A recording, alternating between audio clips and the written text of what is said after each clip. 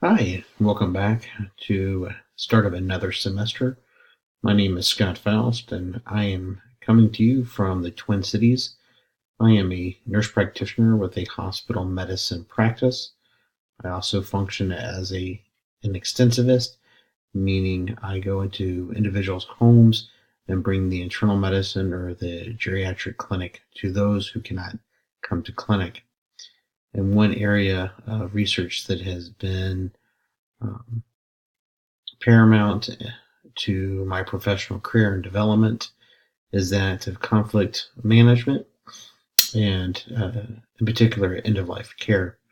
And I've chosen the concept of conflict management versus conflict resolution because, in all reality, conflict is never fully resolved and can only be managed. Some background information: death is a great equalizer.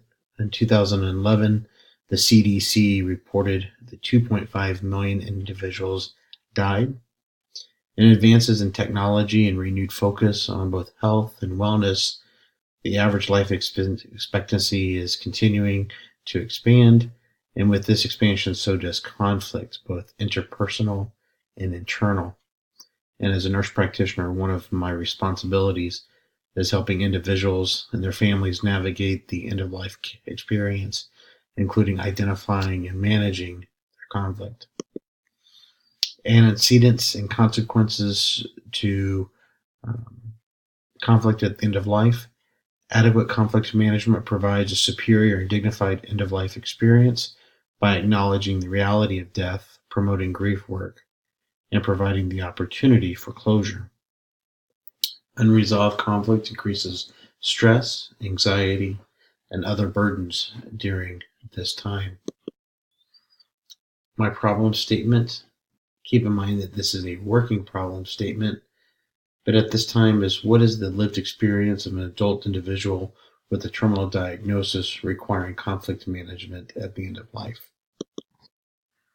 My phenomenon study: my working hypothesis is that if effective conflict management is hypothesized to play a vital role in helping individuals and their families navigate the end of life experience and ultimately experience a dignified death. Through this, my goals are multifaceted. I want to add to the existing body of nursing and medical knowledge by gaining insight into the conflict faced at end of life and the role of conflict resolution. And as I said before, more specifically, conflict management. Improve the quality of life experience by supporting and advocating for the patient, family, and nursing and medical professionals. And furthermore, set the stage for additional research.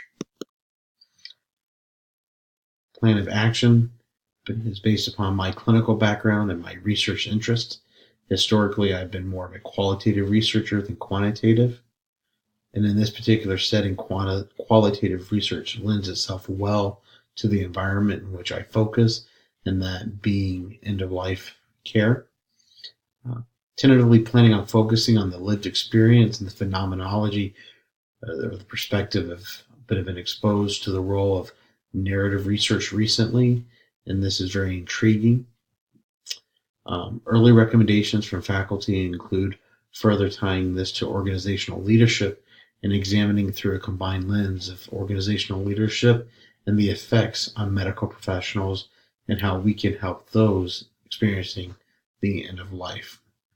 My problem statement is preliminary and is constantly being revised, and I looked towards faculty and towards my cohort to help me solidify um, a solid problem statement.